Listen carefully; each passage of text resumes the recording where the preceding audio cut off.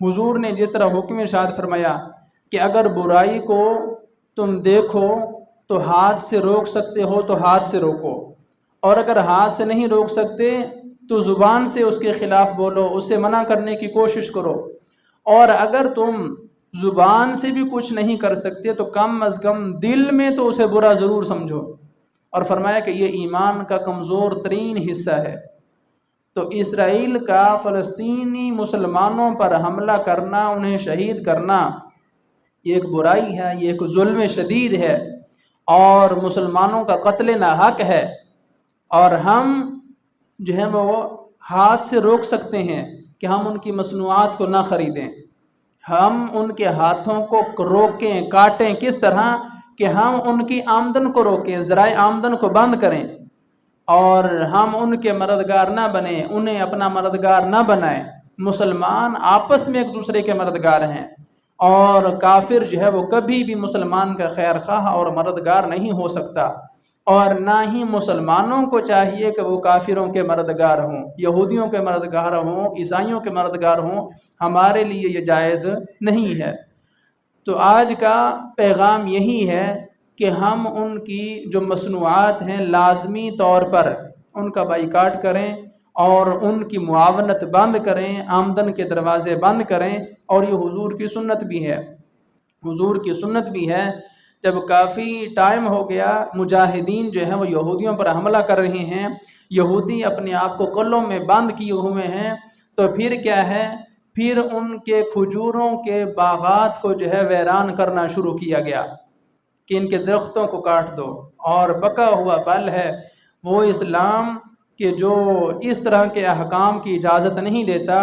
تو یہودیوں کے اس جنگ میں جو ہے انہیں شکست دینے کے لیے اور ان کے ظلم کو روکنے کے لیے پھر کھجوروں کو کاٹا گیا۔ جیسے ہی ان کی جو ہے وہ آمدن کا نظام تباہ ہونے لگا تو فوراً اپنے قلعوں سے باہر نکلے کہ اگر یہ ختم ہو جائیں گے ہمارے آمدن کے ذرائع تو پھر ہم اندر رہ کر کتنا عرصہ زندہ رہ سکیں گے۔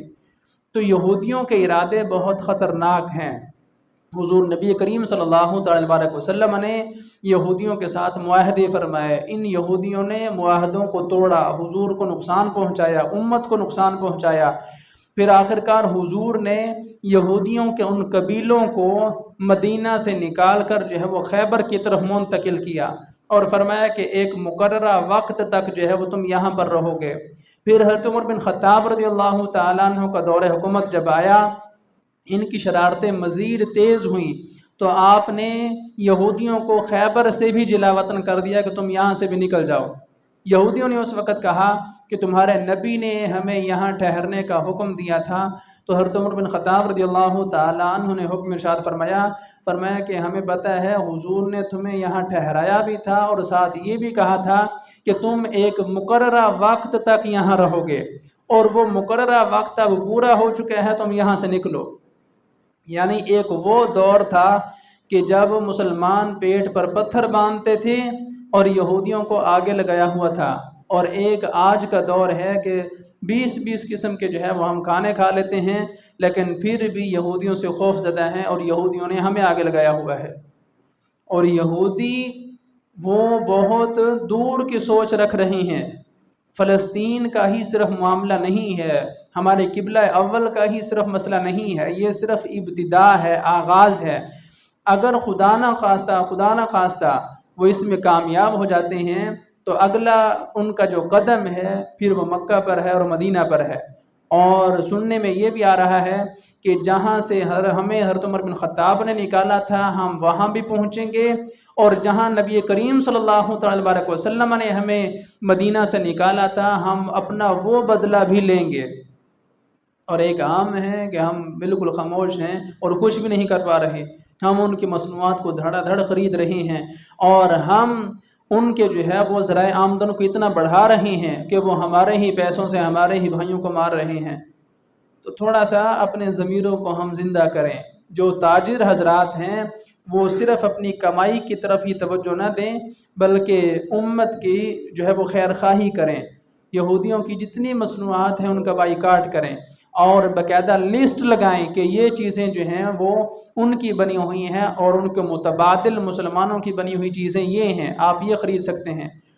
اور دکاندار حضرات بھی باز نہیں آتے، انہیں سمجھایا بھی جائے، کہا بھی جائے کہ آپ ان چیزوں کو چھوڑ دیں، تو مسئلہ یہ ہے کہ تھوڑا سا مسلمانوں نے بائیکاٹ کیا ہے تو اب وہ تاجروں کو بہت زیادہ فائدے دیتے ہیں اور چیزیں سستی دیتے ہیں، اس میں جو ہے منافع زیادہ ہے، باقی سہولیات زیادہ ہیں، تو کاروبار کی وجہ سے لوگ نہیں چھوڑتے اس کام کو۔ اس کا بہترین حل کیا ہے کہ ایسی دکان جس پر یہودیوں کی بنی ہوئی چیزیں مصنوعات ہوں، اس دکان سے خرید و فروختی چھوڑ دیں۔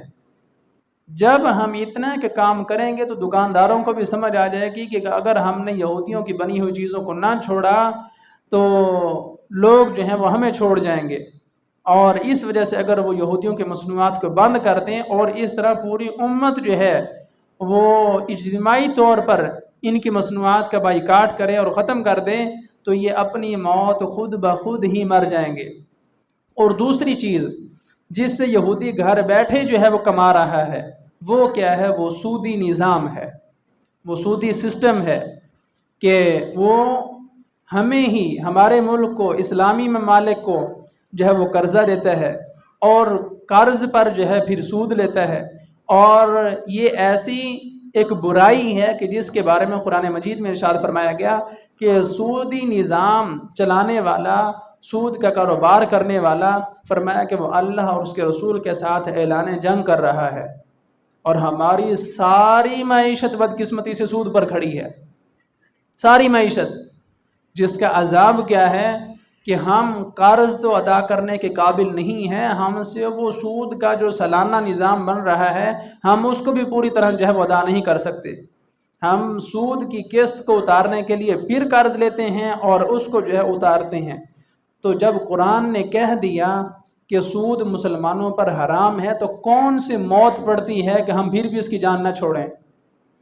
حکمرانوں کو سوچنا چاہیے نا، جب قرآن نے کہہ دیا ہے کہ سود مسلمان کے لیے حلال نہیں ہے، پھر جس معیشت میں آپ سود کو شامل کریں گے، سود کی بنیاد پر اس ساری معیشت کو رکھیں گے، تو ترقی جو ہے وہ کیسے نصیب ہوگی؟ برکت جو ہے وہ کیسے نصیب ہوگی؟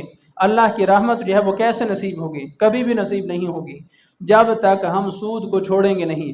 اور سودی نظام کیا ہے؟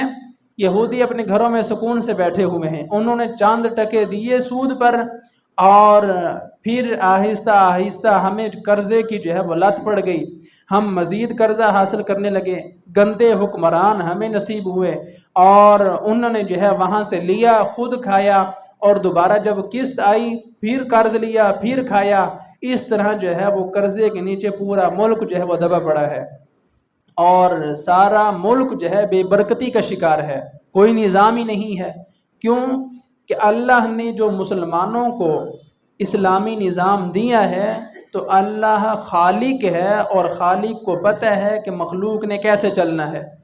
جس طرح چیز بنانے والے کو پتہ ہوتا ہے کہ اس چیز کو کس طرح چلانا ہے اور کس طرح یہ کارآمد ہوگی اور فائدہ مند ہوگی، اور اگر اس کی حکمت کے خلاف چلایا جائے گا تو کبھی بھی کامیاب نہیں ہوں گے۔ ہم نظریاتی اعتبار سے مسلمان ہیں، لیکن نظام کے اعتبار سے ہمارا سارا نظام کافرانہ ہے، تو یہ تضاد کی وجہ سے ہم کبھی بھی ترقی نہیں کر سکتے اور کبھی بھی کامیاب نہیں ہو سکتے۔